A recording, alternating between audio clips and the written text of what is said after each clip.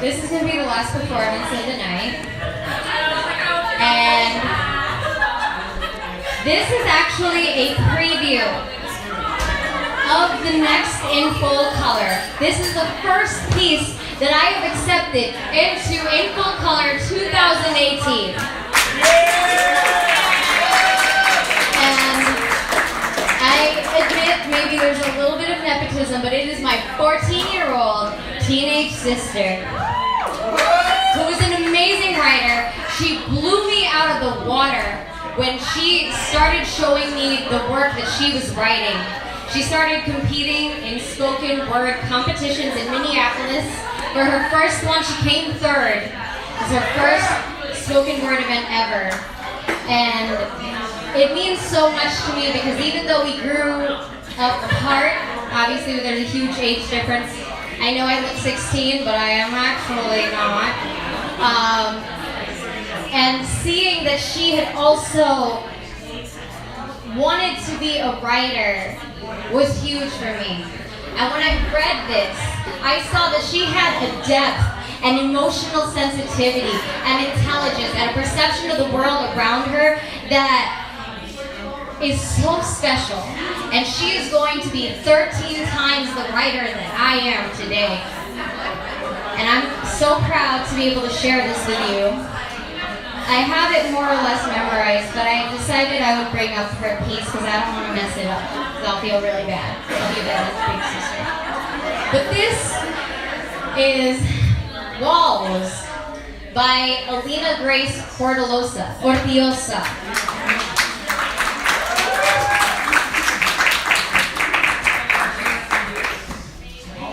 Mom wanted a lumberjack and white picket fences. But instead, she got a loving man from a culture that turns away women with strawberry hair. She became familiar with foreign words and harsh tones bouncing off the walls of a communal cab custom to the Philippines before she became familiar with love. There are so many walls. Dad wanted to leave his homeland to fight for another country. But even during his layover in Chicago, stares were directed to the walls as my dad stood with his possessions in a suitcase. In that new country, he was met with people who squinted in response and asked him if he was going to eat dog for dinner that night.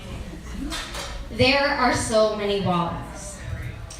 The habit of raised voices is familiar to my father, but not so much to my mother. So when he's exclaiming about how good a piece of toast is, or how righteous the Sunday post is, or how pretty a sunset looks in a confining car, it sounds as if he's angry. There are so many walls. My parents only look like my parents when they're next to me, because alone, my dad is too Asian for my pale skin, and my mom too white for these eyes. I go out with my friends, and it almost seems as if my childhood buddy is more like my mother's child. Their skin tones matching, and their freckle count closer. There are so many walls. Before my mom met my dad, her extent of experience with Asia was contained within the walls of the town's only buffet, General Cho's chicken, hot from just being microwaved. There are so many walls. Within the walls of my own home, I find myself passing mirrors and windows and stopping, picking at my eyes. Outside, I sit in the sun and hope for freckles, only to be met with a darker tan and the words, "It's a miracle you Asians don't sunburn." There are so many walls, even in places where they are not seen. In the supermarket, the walls are covered with items littered with stickers, hidden at the bottom with the words, "Made in China," "Made in Vietnam," "Made in Asia," which people take as a sign that the item is no longer quality. There are so many walls. I've never been beaten up before, but when voices mock me for being the only Asian girl at a table, or the only student who can eat raw fish without gagging, it feels the same as being pushed against a wall. China girl feels like getting slammed. Kawaii feels like a punch. Chink is the sound I make when I fall. There are so many walls. During the 7+ years I've been in school, I've learned not to raise my hand too often or too fast, as it might solicit an eye roll or an, of course she knows the answer. When I get less than 100% on my test, the person to my right asks me how many times my dad is going to beat me with a flip-flop. There are so many walls. Mulan plays within the walls of my parents' bedroom, and I am lapping up Disney's only attempt at including kids that look remotely like me. Harry Potter sits on the walls of my bookcase. The character Cho Chang appropriately sorted into the smart house, appropriately a damsel in distress, appropriately my go-to Halloween costume. There are so many walls. My blanket suddenly feels so tight against me as my friend whispers about how she wishes she wasn't white, about how she wishes she was more unique. My mind wishes to be less different, less vulnerable. There are so many walls. People laugh when I fit chopsticks between my fingers, yet have no response when I use a fork. Walls. People ask me what kind of knees I am. I stand stricken, confused. Walls. Follow the yellow brick road. Walls. I know you're not like Asian, but I'm still gonna use it like an insult. Walls. There are so many walls that I have yet to break through. There are walls within my veins, perfectly splitting them down the middle, half and half. My home is one great big wall, and there are not enough peoples and not enough loose bricks. There are walls that breach my connection to my own family. There are walls with unmistakable, unbreakable, blatant hate. So, Mr. Trump, do you really think we need more walls?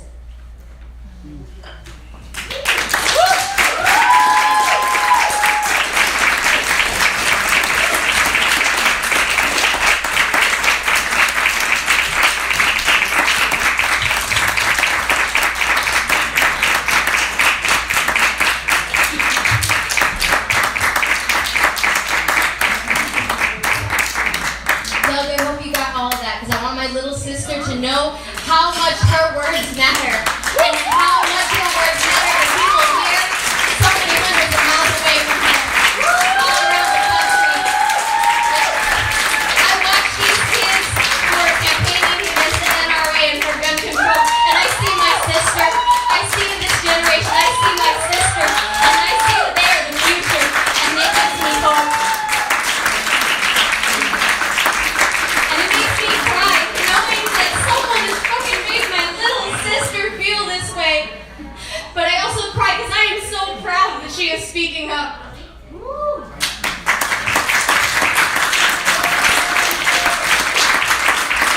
This is why our mission is so important. Thank you to all of you, and most of you came in here because you knew what we were all about, but I know a lot of you just stumbled in on a wonderful Thursday evening. But for those who don't know, In Full Color is a theater organization, an educational organization dedicated to sharing the stories of women of color, because we are often underrepresented, because our voices go unheard. Our mission is to give a platform to women of color to share their stories in an authentic way, with an authentic voice, without anybody else telling us how to say it or what to say. Our our mission is important because we speak for people who often go underrepresented in our legislation, in our discussions, in our media. And it is time that we start including everyone. Because, goddammit, America is a melting pot. And we're not one big soup, we are a stew. You can see the carrots, you can see the broccoli, you can see the potatoes. We are all delicious in our own ways. But we are all part of one great big recipe.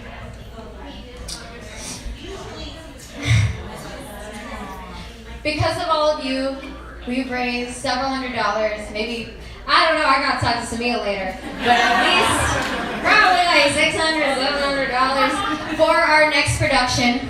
I have a huge announcement. It's a multi-pronged announcement. Our next show is going to be on June 21st through 24th. Write that date down right now at Nimbus Dance Works, right here in downtown Jersey City. It's on Newark Avenue at the corner of Barrow. It's right next to Barcade. If y'all can't find it, I know y'all lying. Please follow our Instagram, Thinking in Full Color, or find us on Facebook, also Thinking in Full Color. Our website, guess what it is? thinkinginfullcolor.com. This is how you can get information about our next events, our next community events, our next college events, which very often are open to the public, and our next big show in June. And the last big part, my last big announcement, well, there's two more announcements. One announcement is we are officially opening submissions for 2018 tomorrow. So if you have a story, or if you want to act someone's story out, you can submit until May 15th. You can find the information on our website. If you have a story but you're afraid and you don't really want to perform it, a lot of people sharing their anxiety and stage fright earlier, you don't have to. I will cast somebody who's kind of like you, looks kind of like you, to do it for you. Somebody who understands your story is what I'm saying. And we are also looking for people who are musicians or dancers or visual artists who have something that they want to share. Every year we highlight a local visual artist as our poster and in our graphics and all our promotional material. And then very often we'll include music by a local artist or a dancer or something for one of our opening or closing numbers. Because it's important to empower women artists working in all mediums.